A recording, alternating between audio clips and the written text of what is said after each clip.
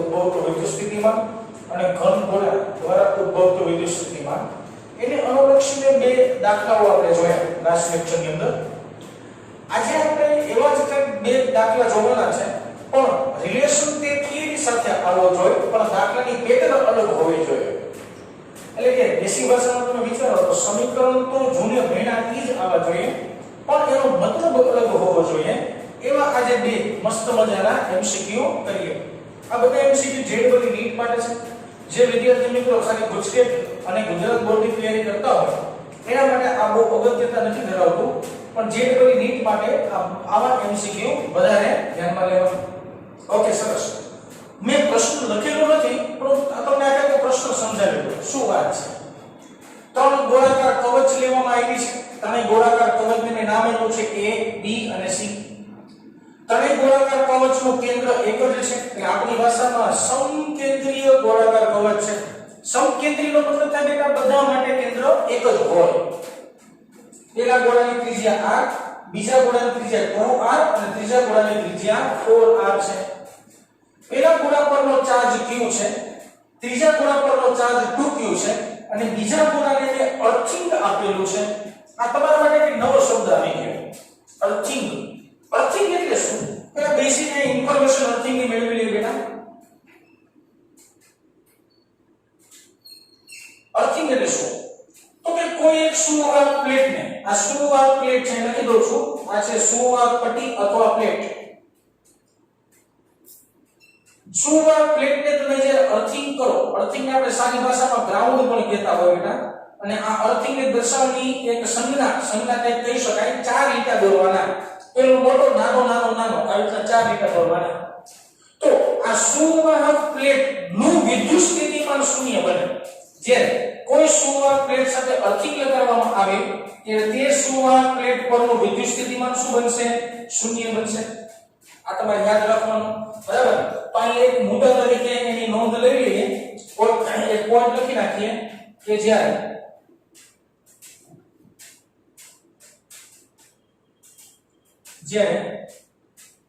કોઈ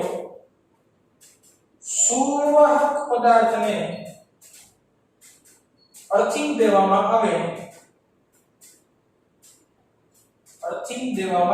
આવે ત્યારે તે પદાર્થનું સ્થિતિમાન શૂન્ય બને. હવે ઘણા બધા વિદ્યાર્થીઓ મને એવો પ્રશ્ન પણ પૂછશે કે ભાઈ શું કરવા સ્થિતિમાન 0 બને? તો એક સિમ્પલ લોજિક છે. પહેલો ચેપ્ટર ભણ્યા, પહેલા ચેપ્ટરની અંદર આપણે વિદ્યુત ભારિત ગોળાઓ લેતા હતા અને એક બાજુ અર્થિંગ રાખતા હતા. અર્થિંગ એટલે બધાના ઘરમાં હોય એ ખાડો કરીને પ્લેટ નાખીને એમાં મીઠું નાખીને વાયર, આખા ઘરનો જે વાયર હોય ને એ વાયર એમાં નાખવાનો હોય, એટલે વધારાનો જે કરંટ હોય ને એ કરંટ ખાડામાં વયો જાય. એટલે આપણા ઘરમાં એક પણ પરિપથ શોર્ટ સર્કિટને કારણે બળી ન જાય. સિમ્પલ ભાષામાં કહ્યું ને તો શોર્ટ સર્કિટને કારણે કોઈ પદાર્થ, ટીવી છે, ફ્રીજ છે, આ બધી વસ્તુ ઉડી ન જાય, બળી ન જાય. એના માટે અર્થિંગ કરવામાં આવે છે. હવે તમે જ્યારે કોઈ પદાર્થ ઉપર અર્થિંગ લગાવો ને બેટા, એટલે જમીનમાંથી ઇલેક્ટ્રોન બહાર નીકળે ને આના પરનો ચાર્જ હોય તટસ્થ કરી નાખે. એના પરનો ચાર્જ શું કરી નાખે? તટસ્થ કરી નાખે. જો ચાર્જ જ ન હોય તો વિદ્યુત ક્ષેત્ર ન હોય, વિદ્યુત ક્ષેત્ર ન હોય તો વિદ્યુત સ્થિતિમાન ન હોય. એટલે એવું કહી શકાય કે v નું મૂલ્ય શું બનતું હશે? 0. પણ એક બીજી બહુ અગત્યની વાત જે નોંધપાત્ર છે એ કે તે પદાર્થ પરનો કુલ વિદ્યુત ભાર શૂન્ય ન હોય. જોજો, કુલ વિદ્યુત ભાર શૂન્ય ન હોય. કુલ વિદ્યુત ભાર શૂન્ય ન હોય મતલબ વિદ્યુત ભાર તે પ્લેટ ઉપર નથી એવું ન બોલી શકાય, બરાબર ને? વિદ્યુત સ્થિતિમાન શૂન્ય હોય 100%, પણ તે પ્લેટ પરનો વિદ્યુત ભાર શૂન્ય હોય એવું આપણે જિંદગીમાં કહી શકાય નહીં. તો આ બે વસ્તુ યાદ રાખવાના. શૂન્ય અહીંયા લખ્યું છે ન હોય, બરાબર ને? આ એક વસ્તુ યાદ રાખો. તો ગોળાકાર કવચ આકૃતિની અંદર ત્રણ ગોળાકાર કવચ આપવામાં આવી છે અને ત્રણ ગોળાકાર કવચ આવી રીતના રાખવામાં આવી છે. હવે તમને કોઈ એમસીક્યુ માં પૂછે, હું એક જ પ્રશ્નની અંદર બે પ્રશ્ન સમજાવી દઉં છું, બરાબર ને? અલગ અલગ આકૃતિ ન દોરવી, કારણ કે ગોળો દોરવું બહુ વિચિત્ર છે, એટલા માટે તમે સમજી શકો મારી ભાવનાઓને. જો એમસીક્યુ માં પૂછે તો આ ઓપ્શન હે ને આવી રીતના કઈ હોઈ શકે. કા v = 0 અને q = 0. v does not equal to 0 અને q does not equal to 0. v = 0 પણ q does not equal to 0. અથવા તો એમ કહીએ કે v does not equal to 0 અને q = 0. આવા ચાર ઓપ્શન પૂછે અને તમને એમ કહે કે b પ્લેટ સાથે જો અર્થિંગ કરવામાં આવે તો આ ચારમાંથી કયો આન્સર સાચો આવે. તમે સમજી શકો છો અહીં બે પોઈન્ટ લખ્યા એ પોઈન્ટ ઉપરથી કહી શકાય કે એની પરનો સ્થિતિમાન 0 હોય પણ તેના પરનો કુલ વિદ્યુતભાર ચોખ્ખો વિદ્યુતભારનો જથ્થો 0 ન હોય. હજી તમને સંતોષકારક જવાબ નહીં મળતો હોય, હજી તમને સંતોષકારક રીતે ખબર નહીં પડતી હોય કે q શું કરવા 0 ન થયો. મનમાં પ્રશ્ન રહેતો હોય છે ને હજી કે ભાઈ q 0 થાય છે તો કેમ થાય એ તો સમજાવો તમે. ઓકે, પેલો એમસીક્યુ શું છે, આની રીતના ત્રણ રીંગ ગોઠવી છે અને તમને પ્રશ્ન એવો પૂછો કે બી રિંગ સાથે અર્થિંગ જોડવામાં આવે તો બી રિંગ પરનું વિદ્યુત સ્થિતિમાન અને વિદ્યુતભાર વિશે શું કહી શકાય અને ચાર ઓપ્શન આપ્યા તો આ એનો આન્સર આવશે કે બી પ્લેટને જે અર્થિંગ લગાડવામાં આવશે તો તેના પરનું વીજ સ્થિતિમાન વિદ્યુત સ્થિતિમાન 0 બને પણ તેના પરનો વિદ્યુતભાર 0 બને નહીં. ઓકે સરસ, આ બધું મારી વાત આવી. બી પરનો વિદ્યુતભાર 0 બને નહીં, બી પરનો વિદ્યુતભાર 0 બને નહીં. સાંભળજો, અહીંયા લખ્યું છે, અહીંયા ટીકે કર્યો, ઈ જ ઓપ્શન આપણે ટીક કર્યો. ઓકે, ક્વેશ્ચન બતાવો. આ બીજો ક્વેશ્ચન, એક ક્વેશ્ચન પૂરો થઈ ગયો. અહીંયા આકૃતિ આ છે, ક્વેશ્ચન બને નાખો કે બી પરનો વિદ્યુતભાર જેને હું સ્મોલ ક્યુ બેટા નામ આપી દઉં, તમે કઈ પણ નામ આપ્યો હું સ્મોલ ક્યુ કહું છું. આ શોધવાનું છે, આ સેકન્ડ નંબરનો ક્વેશ્ચન. આ પહેલો એક ક્વેશ્ચન થયો, આ બીજો ક્વેશ્ચન કે બી પરનો વિદ્યુતભાર ક્યુ કેટલો હોય શોધો. તમે એમ કીધું 0 હોય નહીં કોઈ દી, તો 0 હોય તો કાંઈક તો હોય ને, તો શું હોય ને આપણે શોધવાનું છે. ઓકે સરસ, બી પરનો વિદ્યુતભાર ગોતવાનો છે. હવે મારી પાસે બધા સમીકરણો છે, મને એમ ખબર છે કે VB બી પરનો સ્થિતિમાન તો શોધી શકું છું. લાસ્ટ લેક્ચરમાં બે એમસીક્યુ મેં તમને ભણાવ્યા, ઈ બે એમસીક્યુ ની મદદથી તમને સમજી શકાતું હોય છે કે બી પરનું સ્થિતિમાન મારે કેવી રીતે ગોતવું જોઈએ. બરાબર ને? શીખીએ, ચાલો નો આવડતું તો શીખીએ. હાલો અહીંયા ધ્યાન રાખજો, બી પરનું સ્થિતિમાન ગોતવું એટલે આપણે બી પરનું એક બિંદુ વિચારવું પડે મારે. ઓકે, ટકાટક એક બી પરનું બિંદુ લઈ લે. આ બિંદુ, આ બિંદુને આપણે નામ આપીએ x બિંદુ. બરાબર ને? નામ આપ્યું, નો આપ્યું તો હાલ. ઓકે, એક પ્લેટ ઉપર અથવા તો એક કવચ ઉપર q જેટલો વિદ્યુતભાર છે, એક કવચ ઉપર q જેટલો વિદ્યુતભાર છે અને આ બિંદુ એક કવચની બહારના વિસ્તારમાં છે. એક કવચ પર q વિદ્યુતભાર છે અને આ બિંદુ એક કવચની બહારના વિસ્તારમાં છે. તો બહારના વિસ્તારમાં ઉદ્ભવતું વિદ્યુત સ્થિતિમાનનું સમીકરણ મારી પાસે છે. શું છે કે q બાય r. r એટલે શું થાય? તે બિંદુનું કેન્દ્રથી અંતર. તે કેટલું છે વિદ્યાર્થી મિત્રો? 2r. આપેલો પ્રશ્ન. એને લીધે બી પ્લેટ પરના બિંદુ પર ઉદ્ભવતું વિદ્યુત સ્થિતિમાન q/2r છે. હવે હું એવું કહી દઉં કે આ જે બી પ્લેટ છે ને એના પરનું વિદ્યુતભાર q છે, જે મારે શોધવાનો છે પણ q છે. જો આ બેટા મેં q ધારેલો છે, q છે. હવે જો બી પ્લેટ પરનો વિદ્યુતભાર q, તો q ને લીધે બી પ્લેટ પર તો કઈક વિદ્યુત સ્થિતિમાન મળશે. તો બી પ્લેટને લીધે તેના પર મળતું સ્થિતિમાન કેટલું? તો સમીકરણ પરથી k સ્મોલ q બાય કેન્દ્રથી અંતર 2r. કારણ કે સપાટી પરનું બિંદુ થયું બેટા, સપાટી પરનું બિંદુ થાય તો તમે સમજી શકો અંતર કેટલું લેવાનું છે કેન્દ્રથી તે બિંદુ સુધી, વચ્ચે સરવાળાની નિશાની. ઓકે, સી પ્લેટને લીધે સી પ્લેટ પરનો વિદ્યુતભાર 2q છે અને કેન્દ્રથી અંતર 4r છે. સી પ્લેટ પર રહેલા વિદ્યુતભાર 2q ને લીધે x બિંદુએ ઉદ્ભવતું વિદ્યુત સ્થિતિમાન ગોતી શકાય. કે લખી નાખો 2q બાય અંતર. અંતર છે આપણી પાસે 4r. ખબર પડે ને? હું ખબર પડે જો સમજાવો. સપાટી પરના ધારો કે સી પ્લેટને મનમાં રાખો, સી પ્લેટની સપાટી પરનું વિદ્યુત સ્થિતિમાન શોધવું હોય તો કેમ ગોતીએ ને? તો કે સી પ્લેટની VC કહી દો એને, સપાટી પરના બિંદુએ ઉદ્ભવતું વિદ્યુત સ્થિતિમાન k2q/4r થાય. હવે જેટલું સપાટી પર મળતું હોય એટલું ક્યાં મળતું હોય? અંદર મળતું હોય. તો બી પ્લેટ છે ની અંદર આવે તો અંદરના બિંદુએ કેટલું મળે? જેટલું સપાટી પર મળતું હોય એટલું. એટલા માટે મેં સમીકરણ લખેલું છે.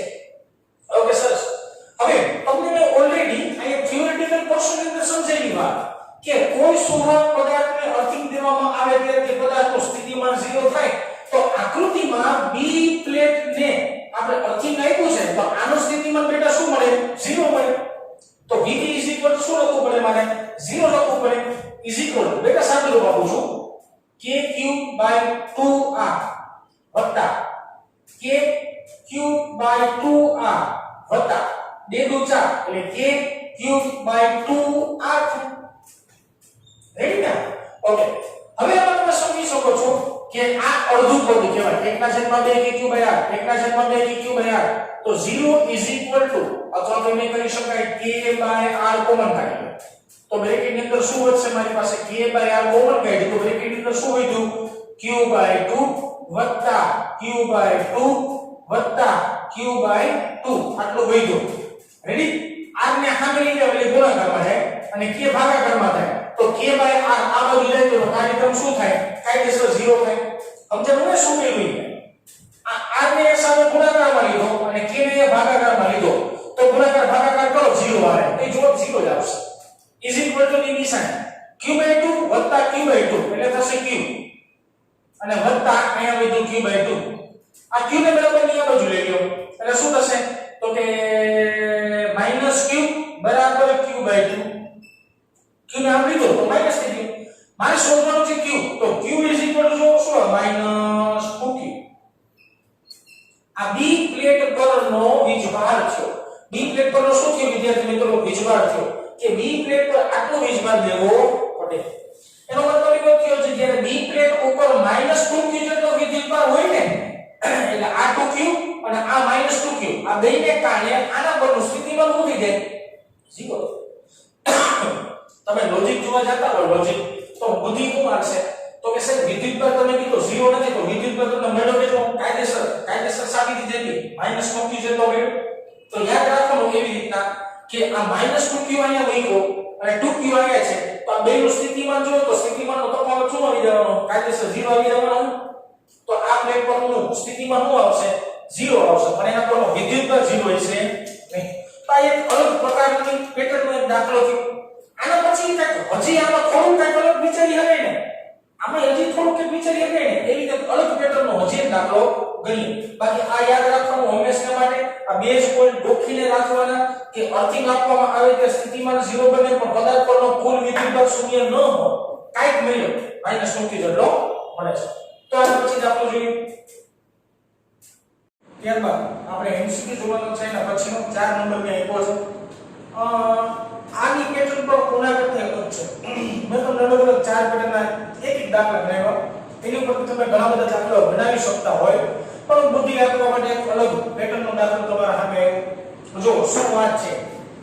બે ગોળાકાર કવચ છે આ બેને મેં કંઈક નામ આપ્યું આને નામ આપ્યું એક ગોળાકાર કવચ આને નામ આપ્યું બી ગોળાકાર કવચ A અને B ઓકે A નામની ગોળાકાર કવચની ત્રિજ્યા r અને A નામની ગોળાકાર કવચ પરનો વિદ્યુતભાર 2q આ B ગોળાકાર કવચની ત્રિજ્યા 2r અને તેના પરનો વિદ્યુતભાર 7q અને બંને ગોળાકાર કવચ સમકેન્દ્રીય છે બરાબર તો આ સિમ્પલ સેન્ટેન્સ છે હવે હું તમને કહું A પરનો સ્થિતિમાન શોધો અને B પરનું સ્થિતિમાન શોધો તો તમને ઠેકડા મારતા આવી જવાનું હોય એ કે તમારું હાઈફાઈ વસ્તુ ન થાય પણ હવે હું પ્રશ્ન તમને એવો પૂછું કે ગોળાકાર કવચ A અને ગોળાકાર કવચ B પર એક વાયરનું જોડાણ કરવામાં આવે તો મારી વાત સાંભળજો હું શું બોલ્યો ગોળાકાર કવચ A અને ગોળાકાર કવચ B એકબીજા કવચને જો એક સુવાહક તારથી જોડવામાં આવે તો પ્રશ્ન હલ થઈ ગયો ને બરાબર કહેવાનો મતલબ શું છે બેટા કે આમાં માઇનોર ચેન્જીસ કરશો ને આખો પ્રશ્ન ફરશે બરાબર હું એક શબ્દ પદ્ધતિમાં બદલાવું છું શબ્દ બદલાવું છું તો આખો મતલબ ફરી જાય છે સૌથી પહેલો પ્રશ્ન લખી નાખો મસ્ત મજાનો કે બંને ગોળાકાર કવચને જો સુવાહક તારથી જોડવામાં આવે ત્યારબાદ બંને કવચ પરના અથવા કવચ પરનો વિદ્યુત ભાર ગણો R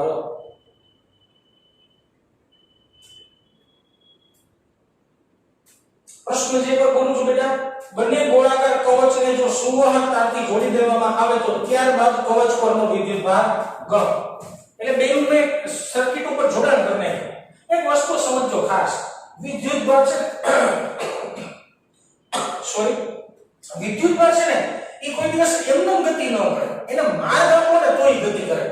તમે ત્રીજું ચેપ્ટર જોયું છે પ્રવાહ વિદ્યુત ચેપ્ટર બધાને લગભગ મોટા ભાગના વિદ્યાર્થીઓ જોઈ લીધું છે જેટલું ભણ્યા એટલું પણ હું તમને એક વસ્તુ સિમ્પલ એમ સમજાવું કે આમ જો દાંત કાઢવાની વાત કરી આપણે કે ધારો કે આ બેટરી જોઈતી આ બીજી બેટરી જોઈતી છે બરાબર ને આલો સરસ સારો આ બે બેટરી જોઈતી અને અહીં એક વોલ્ટમીટર રાખવામાં આવે તો શું આ બેટરીના વોલ્ટેજ આ વોલ્ટમીટર માપી શકે નોંધ માપી શકે કારણ કે જોડાણ એ પૂરું નથી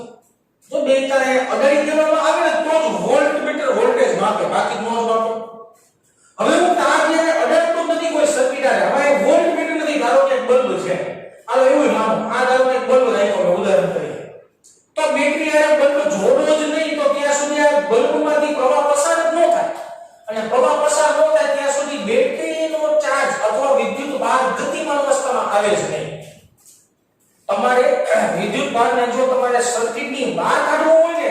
તો યોગ્ય જોડાણ દેવું પડે તારનું જોડાણ દેવું પડે હજુ જે બોલું ઉપરથી જાતું હોય ધારો કે તો હાવ દેશી વસ્તુ એવી વિચારો બેટા કે ભાઈ તમે સેલ ઘડિયાળ બનાવવાનો સેલ તો બધે જોયો છે ઘરમાં જે આપણે ઘડિયાળ હોય એમાં સેલ નાખતા હોય આવો સેલ આવે હે આ સેલ છે સેલમાં બે બાજુ તમારે આગળ આગળ તો તમને શોર્ટ આપે શોર્ટ નથી આવતો મતલબ વિદ્યુત પ્રવાહ પસાર નથી થતો દેશી ભાષામાં હવે તમે એ જ બે સેલ હોય એની સાથે તમે બે વાયર જોડો સુવાહક બે વાયર જોડો અને એની સાથે નાનકડી એક બત્તી અથવા બલ્બ જોડી દો તો શું એ બલ્બ પ્રકાશિત થાય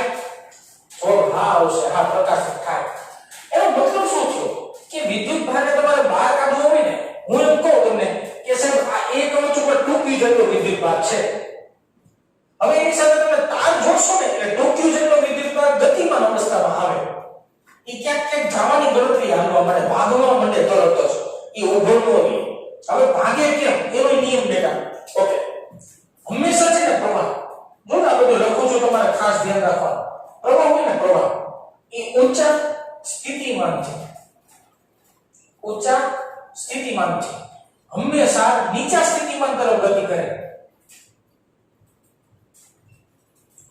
પ્રવાહ હંમેશા ક્યાંથી ક્યાં ગતિ કરે ઊંચા સ્થિતિમાનથી લઈને નીચા સ્થિતિમાન સુધી ગતિ કરે એટલે તમારી ભાષામાં કહો ને તો પ્રવાહ હંમેશા પ્લસ છેડાથી માઈનસ છેડા બાજુ જાય તમારે આમ સમજવાનું ખાવ દેશી ભાષા કે પ્લસ થી કે જાય માઈનસ બાજુ જાય બરાબર ઊંચાથી લઈને નીચા સુધી જ્યારે પ્રવાહ ગતિ કરતો હોય ત્યારે તમારે સ્થિતિમાન ગોતવું પડે તો તમને ખબર પડે કે કોનું ઊંચું ને કોનું નીચું હવે આવા સારા શબ્દ ન સમજાતા હોય તો હવે આવા દેશી શબ્દોમાં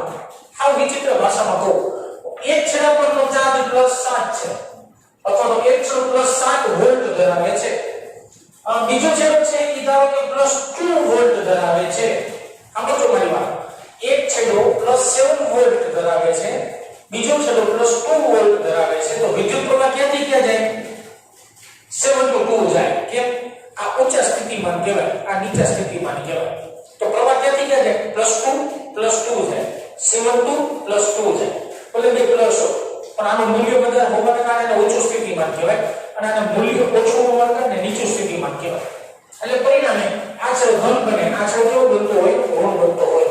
આવું તમે પ્રવાહ વિદ્યુત ચક્રની અંદર બેઝિક કન્સેપ્ટની અંદર થોડું ઘણું ભણ્યા હશો મારે વાત એવી કરવાની છે કે સાહેબ અહીંયા શું થાય છે મારે ગોતવાનો છે બે કવચ પરનો વિદ્યુત ભાર હવે એ કવચને બી કવચ સાથે જોડી તો તમે વિચારી શકો છો આને કહેવાય ઊંચું સ્થિતિમાન આને કહેવાય નીચું સ્થિતિમાન આને કહેવાય ઊંચું સ્થિતિમાન કારણ કે આની પર વિદ્યુત ભાર જતું તો એનું સ્થિતિમાન કેવું હશે ઊંચું અને આનું સ્થિતિમાન કેવું હશે નીચું સમજો ભાઈ ઇલેક્ટ્રોન કઈ દિશામાં ગતિ કરે ઇલેક્ટ્રોનને હંમેશા નીચા સ્થિતિમાનથી ઊંચા સ્થિતિમાન ગતિ કરે ઇલેક્ટ્રોન નીચા સ્થિતિમાનથી ઊંચા સ્થિતિમાન ગતિ કરે ભાઈ નીચા એટલે માઈનસ થાય ઊંચા એટલે પ્લસ થાય ઇલેક્ટ્રોન નેગેટિવ હોય તો પ્લસ બાજુ જાય પ્લસ નો મતલબ ઊંચા સ્થિતિમાન થાય હાવ દેશી ભાષા થઈ ગઈ બરાબર ઓકે સરસ એનો મતલબ એવો થયો કવચમાંથી ધારો કે હું એમ કહું કે q જેટલો વિદ્યુતભાર ગતિ કરે છે અને q જેટલો વિદ્યુતભાર ગતિ કરીને ક્યાં જતો હોય છે b કવચ ઉપર જતો હોય છે કારણ કે ઇલેક્ટ્રોન ગતિ કરીને ક્યાં જાય તો કે નીચા સ્થિતિમાનથી ઊંચા સ્થિતિમાન તરફ નીચું સ્થિતિમાન એટલે નાના વોલ્ટેજ હોય ઊંચા સ્થિતિમાન એટલે વધુ વોલ્ટેજ હોય હવે ગતિ ક્યાં સુધી થશે વિદ્યુતભારની જે આપણે થાય છે એ વિદ્યુતભારની આપણે ક્યાં સુધી થશે તો કે બે પર જે વિદ્યુતભાર સરખો ન થાય ને ત્યાં સુધી આપણે થાય હવે હું એમ કહું કે બે પર વિદ્યુતભાર સરખો થઈ ગયો તો જ્યારે બે પ્લેટ પરનો વિદ્યુતભાર સરખો થાય ત્યારે બે પ્લેટના સ્થિતિમાન કેવા થાય વિદ્યાર્થી મિત્રો સમાન થાય ટેકનિકલી સમજવાનું છે એમનો ગાર્ડન જેમ નહીં ઉકલવાનું થાય એનો રીઝનિંગ છે બધા રીઝન છે તો ફિઝિક્સ ની અંદર બધા રીઝન હોય ખાલી આમ ધારી લો આમ થઈ જાય એવું ન હોય કઈ કારણ તો હોય એવું બનતું હોય કે શિક્ષક તમને કારણ કે મગજમાં ન ઉતરે મતલબ કઈ વિચારવા જેવું હોય તમારે બરાબર હવે તો વિચારો શું વિચારો મેં તમને કીધું આ કવચ પર 2q જેટલો વિદ્યુતભાર છે તો એ વિદ્યુતભાર ગતિ કરીને ક્યાં લઈ જાય બી પ્લેટ ઉપર જશે ક્યાં સુધી આપણે થશે તો કે જ્યાં સુધી બેના સ્થિતિમાન સરખા ન થાય ત્યાં સુધી હું તમને એક પ્રશ્ન પૂછું બેટા કે એકનો સ્થિતિમાન +7 વોલ્ટ છે બીજાનો સ્થિતિમાન +7 વોલ્ટ છે તો શું બે વચ્ચે ઇલેક્ટ્રોનની કે વિદ્યુતભારની આપણે થાય સ્વાભાવિક રીતના ન થાય બે પ્લસ છેડા થઈ ગયા જો વિદ્યુતભારની ગતિ કરવી હોય તો એક પ્લસ ને માઈનસ હોવો જોઈએ તો ગતિ થાય બાકી ન થાય અથવા મોટો ને નાનો હોવો જોઈએ બરાબર તો એવી રીતે હું કહું છું કે આ પ્લેટ ઉપરથી q જેટલો વિદ્યુતભાર બી પ્લેટ ઉપર ગયો ક્યાં સુધી જશે તો કે જ્યાં સુધી બે પરના વિદ્યુત સ્થિતિમાન સમાન ન થાય ત્યાં સુધી એટલે મેં લખી નાખ્યું V બરાબર VB મારે પ્રશ્ન શું છે કે A પ્લેટ અને B પ્લેટ ઉપરના વિદ્યુત ભાર ગણવાના છે ગણીએ ચાલો મસ્ત મજાની વાત કરીએ હવે મને એવું સમજાવો તમે સિમ્પલ VA A પરનો સ્થિતિમાન શોધવું તો કેમ શોધાય તો કે A પર ચાર્જ કેટલો 2q તો 2q ને લીધે A પર સ્થિતિમાન બનતું હોય તો કે હા કેટલું બનશે ચાલો એ આપણે ગોતી લઈએ A પરનો સ્થિતિમાન 2q ને લીધે મળતું હોય કે 2q અથવા તો મારે એમ ન કહી શકાય ને બેટા જોજો અહીંયા વિચારવું પડશે મારે તો હું અહીં ખાલી 2q નું લખી શકું કારણ કે ઓલરેડી મેં સુવાહક તાર સાથે જોડેલા છે સુવાહક તાર સાથે જોડેલા છે એટલે સાહેબે એમ કીધું કે q જેટલો વિદ્યુતભાર ગતિ કરીને b કવચ ઉપર જાય એનો મતલબ એવો છે કે અહીંથી q જેટલો વિદ્યુતભાર વધતો હોય છે અને અહીંયા q જેટલો વિદ્યુતભાર વધતો હોય છે તો વાત આખી સમજો હું અહીં ખાલી 2q નું લખી શકું કારણ કે એકબીજાને બે વાહકતાથી જોડ્યા છે એનો મતલબ એવો થયો a કવચ પર q જેટલો વિદ્યુતભાર ગતિ કરીને b કવચ ઉપર જાય તો a કવચનો વિદ્યુતભારમાં q નો ઘટાડો થાય અને b કવચ પર q નો શું થાય વધારો થાય હવે મારે સમીકરણ કેમ લખવું પડે 2q - q ના છેદમાં ત્રિજ્યા r વત્તા b કવચની અંદરનો બિંદુ કહેવાય તો b કવચને લીધે a કવચ પરના બિંદુ પર ઉદ્ભવતું સ્થિતિમાન કેટલું હોય બેટા તો કે k 7q + q by distance છે 2r is equal to b પરનું સ્થિતિમાન કેટલું ચાલો b પરનું a ને લીધે b પરનું સ્થિતિમાન કેટલું એ આપણે ગોતવું પડે કે 2q - q ના છેદમાં ડિસ્ટન્સ છે 2r વત્તા b કવચ પર રહેલા વિદ્યુતભારને લીધે b પર કેટલું મળતું હોય છે કે 7q + q ના છેદમાં ડિસ્ટન્સ છે 2r ઓકે તો આવી રીતના વિદ્યુત સ્થિતિમાન મેળવી શકાય સમીકરણ જો તો તમને ખબર પડે કે ડાબી બાજુ અને જમણી બાજુ આ બે ઇક્વેશન છે ને બે સરખા છે તો ઉતારી શકાય પછી બીજી એક વાત વૈધ્યુમાં જો k r અને અહીંયા k અને r બે ઉડી જાય મારી પાસે જેટલું વૈધ્યુ છે એટલું હું લખી નાખું 2q - q બરાબર 2q - q બાય 2 આટલું વૈધ્યુ છે આ બધાને સામે લઈને એટલે ગુણાકારમાં આવશે 2 2 4 4q - 2q બરાબર 2q - q આ 2q નામ લઈ લો એટલે 4q - 2q બરાબર -q + 2q અહીંયા છે 2q બરાબર અહીંયા બનશે ખાલી q તો q બરાબર જવાબ શું આવ્યો 2q જવાબ આવ્યો q બરાબર જવાબ શું આવ્યો 2q એનો મતલબ એવો થયો કે બેટા અહીંયા q જેટલો વિદ્યુતભાર જે ધારેલો હતો એનું મૂલ્ય મળશે 2q એનો મતલબ શું થાય ખબર છે કે આ a પ્લેટ પરનો વિદ્યુતભાર પહેલા શું હતો બેટા 2q ઈ તમામ